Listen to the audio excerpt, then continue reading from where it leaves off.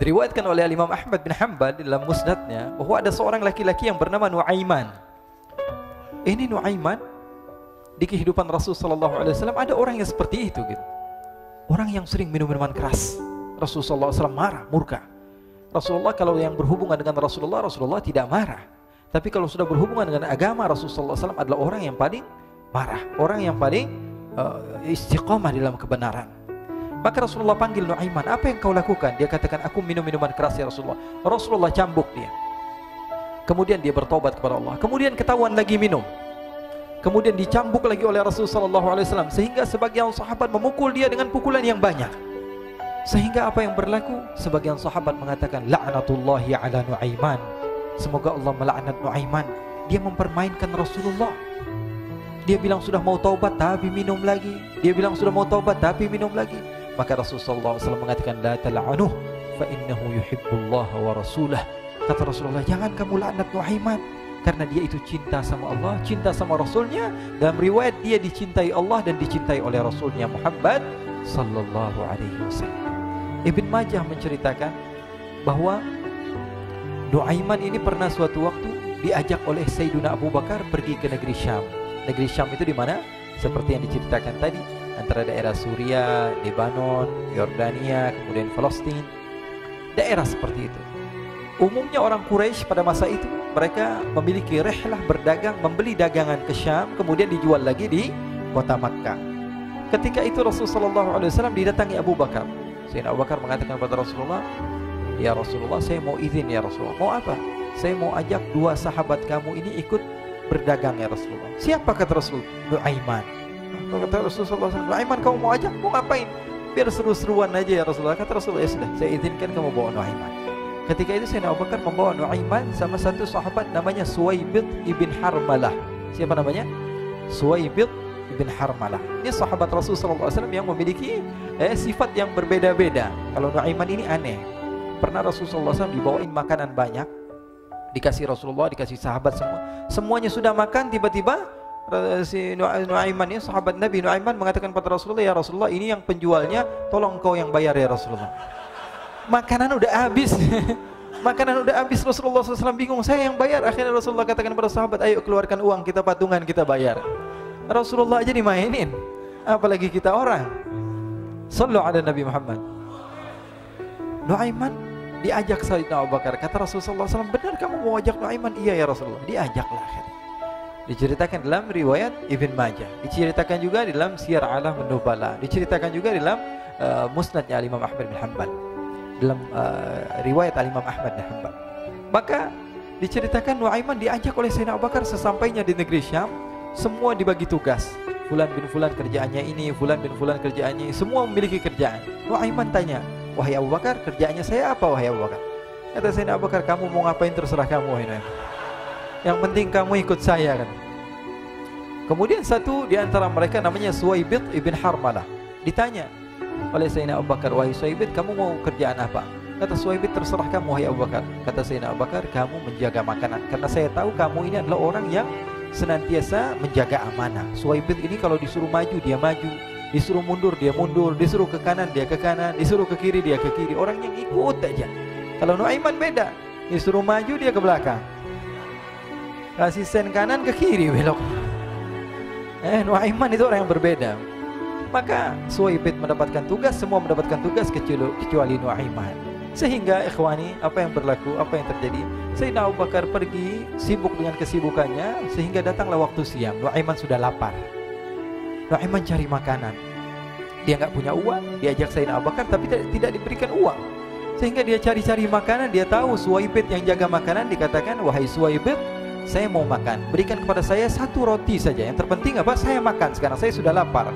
Kata Suwaibid, ya Allah Nuaiman, kita tunggu Abu Bakar saja sehingga dia datang, karena ini amanat. Amanat dari Abu Bakar, saya tidak boleh berikan kepada siapapun kecuali atas izin Abu Bakar. Kata Nuaiman, kasih saya makanan, kalau tidak saya bikin masalah sama kamu. Merah wajahnya Suwaibid, karena dia tahu, jangankan saya, Rasulullah aja dimainin. Bingung, apa yang harus saya lakukan? Akhirnya Nuaiman bilang, gampangannya aja, kata Nuaiman, kamu kasih saya makanan, atau kalau tidak saya bikin masalah sama kamu. Bingung Suhaib pikir panjang. Setelah itu dia katakan, ya sudah Nuaiman, saya tetap mau jaga amanah Abu Bakar, karena saya takut ini adalah perintahnya Allah, perintahnya Rasulullah SAW, dan perintah daripada Abu Bakar, sahabatnya Nabi. Kata Nuaiman, kalau memang begitu kamu maunya, ya sudah, berarti kamu ngajakin berantem sama saya. Nuaiman pergi ke pasar. Dia cari-cari tempat penjualan hamba sahaya. Dia lihat-lihat beberapa hamba sahaya. Ini berapa harganya? Ini katanya 10 qalanis. Ini berapa? Ini harganya, hitungan orang zaman dahulu, kita sih hitung seperti dirham, berapa ratus dirham gitu, 200 dirham. Yang ini berapa? 300 dirham. Yang ini berapa harga hamba sahaya? 300 dirham. Harganya antara 300, 200 sampai 100. Kemudian Nuaiman mengatakan kepada penjual hamba sahaya tersebut, saya punya juga hamba sahaya, tapi saya jual cuma 20 dirham saja, murah. Katanya, apa benar ada hamba saya harganya segitu? Iya, karena dia punya aib, ada kekurangan. Apa? Nanti kalau kalian tangkap, dia bakalan teriak, saya ini bukan hamba sahaya tapi orang merdeka. Akhirnya semua orang berkumpul mau beli. Ini Nuaiman sama Nuaiman diajak ke Suhaib bin Harmalah tadi. Kata Nuaiman, itu ada orang yang berdiri sedang menjaga makanan, itu hamba sahaya saya, tangkap saja. Oh baik. Diberikan uang 20 dirham, dimasukkan oleh Nuaiman ke kantongnya, kemudian Suhaib ditangkap. Ketika ditangkap, Suhaib teriak, saya bukan hamba saya orang merdeka. Maka orang-orang tersebut mengatakan, saya sudah tahu kekurangan kamu. Ini memang kekurangan kamu, memang kamu, tapi saya tidak perlu dengan bacot kamu, yang penting kerjanya kamu gitu. Ya kan hamba saya untuk apa? Untuk kerja. Mau dia ngomong apa, mau ngomel terserah, yang penting dia mau kerja. Akhirnya ditangkaplah Suhaib dan dijual di pasar. Nuaiman punya uang banyak ini. Dia beli makanan, dia beli minuman, dia beli hadiah buat Rasulullah. Dia beli macam-macam di negeri Syam ini. Waktu itu adalah superpower, adidaya Romawi. Pada masa itu semua barang mahal, tapi Nuaiman banyak uangnya. Dia belanja ini, belanja itu, sehingga Sayyidina Abu Bakar pun pulang. Ketika Sayyidina Abu Bakar pulang, Sayyidina Abu Bakar cari, mana ini Suhaib? Kita semua sudah lapar. Kata Nuaiman dengan mudahnya dia mengatakan, sudah saya jual wahai Abu Bakar. Maka Sayyidina Abu Bakar bertanya, apa yang kau lakukan wahai Nuaiman? Diceritakan oleh Nuaiman dengan jujur. Nuaiman ini orangnya apa adanya, tapi nyusahin.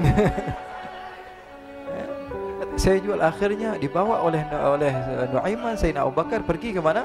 Ke pasar. Lalu dibeli lagi oleh Sayyidina Abu Bakar As-Siddiq Suhaib, yang tadinya orang merdeka menjadi hamba sahaya sebentar, kemudian dibeli lagi oleh Sayyidina Abu Bakar. Pulang ke Madinah, kisah ini diceritakan di hadapan Rasulullah SAW. Maka perawi mengatakan, fadhahikan nabiyyu hatta badat nawajiduhu. Ketika diceritakan kisah Nuaiman tersebut dengan Suhaib, Rasulullah tertawa sejadi-jadinya, sehingga gigi geraham Rasulullah SAW nampak di wajah mata para sahabat. Sehingga perawi lain mengatakan, 1 tahun berlalu Rasulullah, setiap ada tamu yang datang pada Rasulullah akan ceritakan kisah Nuaiman menjual Suhaib tersebut. Jadi ada ikhwani, jangan kalian kira Rasulullah SAW itu hidup di satu masa sahabat-sahabatnya itu seperti ustadz-ustadz yang khusyuk, yang kayak Habib bin Anis ini banyak. Bahkan ikhwani, mungkin di akhir karena masanya sudah habis, pernah suatu waktu Rasulullah SAW didatangi asyraf, delegasi dari beberapa negara yang ingin mengenal apa itu agama Islam.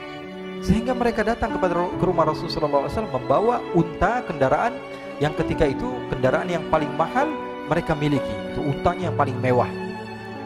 Diikat di depan rumah Rasulullah SAW. Tamunya pun masuk, duduk bersama Rasulullah SAW. Di depan rumah Rasulullah SAW ada beberapa sahabat. Ada Sayyiduna Hamzah. Kalian tahu Sayyidina Hamzah adalah orang yang pemberani. Ada Sayyiduna Umar. Kalian tahu Sayyidina Umar adalah orang yang pemberani. Ada Sayyiduna Ali bin Abi Thalib. Ada Sayyiduna Sa'ad bin Abi Waqqas. 4 sahabat ini lagi nongkrong gitu depan rumahnya Rasulullah SAW, berjaga sebelum Allah Subhanahu wa taala turunkan ayat wallahu ya'simuka minan nas. Ketika mereka sedang asyik duduk, tiba-tiba Nuaiman datang. Ini Nuaiman kalau datang pasti bikin sesuatu yang aneh. Bahkan dikatakan tidaklah Rasulullah SAW dalam keadaan bersedih, kecuali Nuaiman datang Rasulullah akan tersenyum. Jadi sebagian sahabat itu senang kalau sudah Nuaiman datang, pasti Rasulullah bahagia. Tapi ketika itu Nuaiman datang, ingin duduk bareng-bareng Sayyidina Hamzah. Sayyidina Hamzah katakan kepada Nuaiman, bercanda begitu. Nuaiman, kamu lihat unta orang datang dari luar Arab ini. Lihat, kata Nuaiman, ini besar banget, ini badannya besar gitu. Dagingnya pasti banyak. Iya, ini kalau kita sate enak nih ntar malam. Kata Nuaiman. Kata Sayyidina Hamzah, apakah kamu berani? Kata Nuaiman, saya berani aja asal kalian gak bilang sama Rasulullah. Kata Sayyidina Hamzah, benar wahai Nuaiman, benar kan? Akhirnya Sayyidina Hamzah lupa masalah itu, cuma bercanda-bercanda saja. Sayyidina Hamzah lagi asik sama Sayyidina Umar, Sayyidina Ali. Tiba-tiba apa? Ternyata ketika dia melihat unta tersebut sudah pisah antara kepala sama badannya. Nuaiman mengatakan, wahai Hamzah, ini unta saya sudah potong, saya mau pergi sebentar. Kalau Rasulullah cari saya, tolong jangan beritahu di mana saya. Nanti kalau keadaan sudah aman, mari kita nyate bareng-bareng. Ini ada yang seperti itu di zaman Rasulullah SAW. Maka dia pun berlari dan berlari mencari satu tempat supaya Rasulullah SAW dia selamat daripada Rasulullah SAW. Sehingga Sayyidina Hamzah bingung, ini kalau Rasulullah keluar gimana? Ada Hamzah Asadullah, ada Ali bin Abi Thalib, ada Umar, gak bisa jaga kendaraannya, tamunya Rasulullah Sallallahu Alaihi Wasallam. Akhirnya benar apa yang terjadi, ikhwani.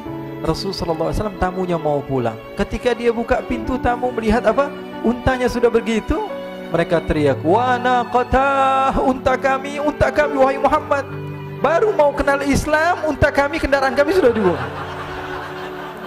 Rasulullah SAW lihat Sayyidina Hamzah, lihat Sayyidina Ali. Mereka nggak bisa ngomong, mereka hanya bilang apa? Nuaiman ya Rasulullah. Rasulullah perintahkan Sayyidina Umar, wahai Umar, sekarang kamu ambil uang, kemudian kamu gantikan, kemudian kamu berikan 2 kali lipat daripada harta unta ini, sehingga apa? Agama Islam tidak didengar dengan sesuatu yang tidak baik di luar sana. Akhirnya diberikan harta, diberikan unta yang baru dan diberikan harta yang lebih untuk orang tersebut, sehingga orang tersebut tidak menjelek-jelekan agama Islam. Kata Rasulullah SAW, dan sekarang waktunya kita balas dendam sama Nuaiman. Nuaiman ternyata berlari tempat yang jauh sampai hampir keluar dari kota Madinah. Dia dapatkan seorang sahabat Nabi yang hadir juga dalam peperangan Badar, namanya Al-Miqdad bin Al-Aswad. Siapa namanya? Al-Miqdad bin Al-Aswad ketika itu sedang menggali sumur. Ketika sedang menggali sumur, Nuaiman datang. Nuaiman katakan kepada Miqdad, wahai Miqdad, wahai sahabat Rasul, kamu orang yang hadir dalam peperangan Badar, kamu adalah orang yang hebat. Dipuji-puji sama Nuaiman. Ada maunya ini. Akhirnya dia bilang, wahai Miqdad, tolong saya. Kenapa wahai Nuaiman, kamu ini kekasihnya Rasulullah, orang yang disayang sama Rasulullah. Kenapa? Saya ini sedang dikejar-kejar orang jahat. Tolong selamatkan saya. Saya pengen masuk ke dalam sumur, boleh atau tidak? Kata Miqdad, siapa yang mengejar kamu? Pokoknya saya dikejar sama orang-orang. Kamu mau atau tidak selamatkan saya? Ya sudah, selagi kamu itu adalah sahabat Nabi, silahkan kamu masuk. Masuk akhirnya Nuaiman ke dalam sumur tersebut. Lalu Nuaiman mengatakan, wahai Miqdad, dia keluar lagi. Nanti kalau ada yang cari saya, tolong jangan beritahu saya di dalam sumur ya. Kata Miqdad, baiklah. Kata Nuaiman, siapapun yang bertanya tentang saya, kamu tidak akan kasih tahu. Iya, kata. Walaupun Rasulullah yang tanya saya. Katanya, enggak mungkin Rasulullah datang ke tempat sejauh ini. Iya, walaupun Rasulullah. Akhirnya masuk Nuaiman. Setelah beberapa menit, Rasulullah dan rombongan benar datang. Miqdad bingung ini. Ini kenapa Rasulullah datang ke RW kami ini? Ada apa ini Rasulullah sampai sejauh ini? Ditanya, ya Rasulullah, ada apa ya Rasulullah? Kata Rasulullah, saya cari Nuaiman. Di mana Nuaiman? Innalillah, kata Miqdad. Nggak dijawab ini Rasulullah. Kalau dijawab saya ingkar janji. Akhirnya apa dia katakan? Wahai Rasulullah, mata saya tidak memandang kepada Nuaiman, tapi tangannya nunjuk ke dalam sumur. Sahabat. Apa dia bilang? Mata saya tidak melihat kepada Nuaiman, tapi tangannya nunjuk ke sumur. Akhirnya dibuka sama Rasulullah, Nuaiman muncul. Kata Rasulullah, Nuaiman, kamu bikin malu saya, wahai Nuaiman. Ya Rasulullah, yang bersalah bukan saya, tapi orang yang mencari saya bersama kamu ya Rasulullah. Akhirnya Rasulullah nengok, siapa? Ternyata Nuaiman sudah lari kabur. Sallu ala Nabi Muhammad. Kisah-kisah seperti ini sebenarnya banyak sekali ya. Ini menunjukkan kepada kita bahwa kehidupan Rasulullah itu begitu indah. Rasulullah SAW, kalau kamu mau menjadi orang yang baik, contoh Rasulullah. Mau menjadi bapak yang baik, contoh Rasulullah. Mau menjadi pemimpin peperangan yang baik, Rasulullah. Mau menjadi murid yang terbaik, contoh Rasulullah. Bagaimana akhlak Rasulullah. Mau menjadi suami yang baik, contoh Rasulullah. Dalam segala hal, apapun itu, Rasulullah SAW adalah makhluk yang paling terbaik.